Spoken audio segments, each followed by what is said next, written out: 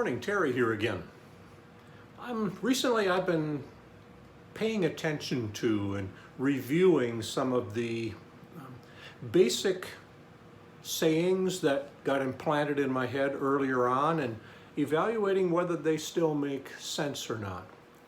There's some things that I live with that probably more unconscious than anything else. They still have sway in my life, and I'm thinking it's good to take a look at them. Take them out of my pocket, let's say, and consider them for a bit. One of those is from John Maxwell, an author, popular speaker, who wrote a book that, in my understanding, emphasized that there's a lot of things that I cannot control in my life, but one thing that I can have sway over is my attitude or response to it.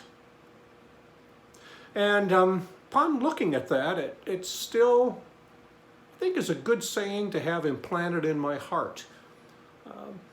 Little things like as getting older, in my 70s now, I now have a urologist, I have an audiologist, we're trying some hearing aids, my wife and I. Things that are, and have a dermatologist, all those kinds of things that we didn't have before, didn't need to think about. So it's just a part of aging. And my wife Anita is going to physical therapy because she had some pain in her one knee, a little bit of arthritis and so on. So things that just happen because of old age. And one of the things in our family that we laugh about is my aunt, who's now gone, but my aunt was in her upper 90s, like 98, and she went to the doctor and complained that she had so many aches and pains and what could she do to get rid of it. And story is, as she told it, the doctor laughed at her and said, "You're 98. You're supposed to have aches and pains. That's part of being 98." So it's an attitude thing.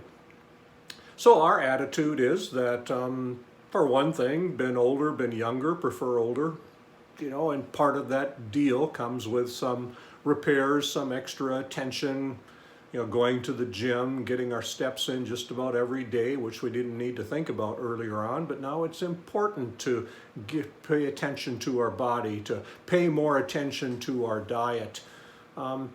It's an attitude thing. And we went through our usual car wash on Monday, and we felt something jarred a little bit on the way through, and the car behind us hit their horn and pointed, and we got out there and it had torn the back part of the bumper off.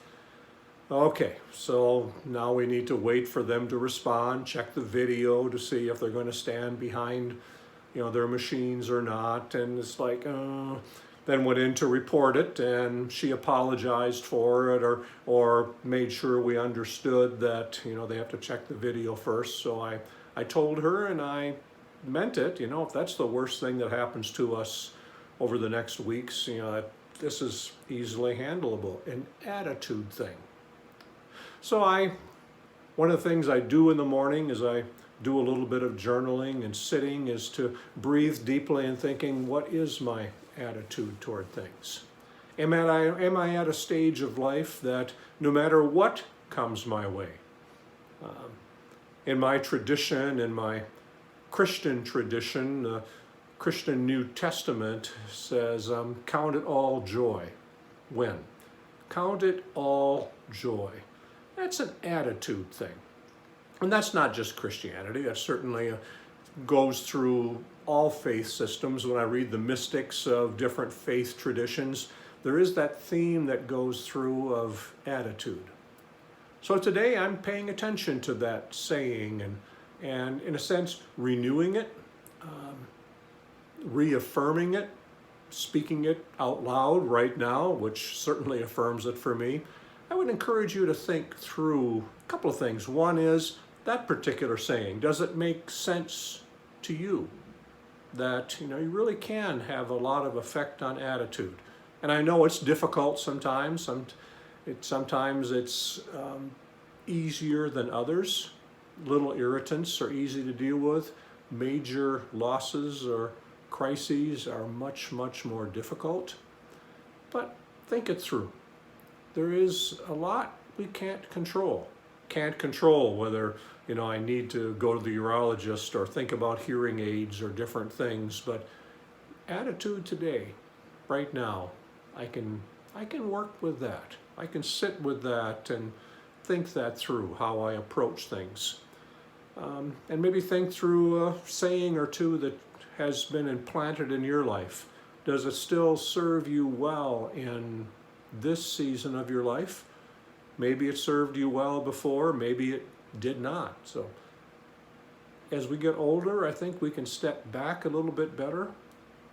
Psychologists call that an independent observer. Step back and say, how is that serving my life? So think that through. Talk to you next week.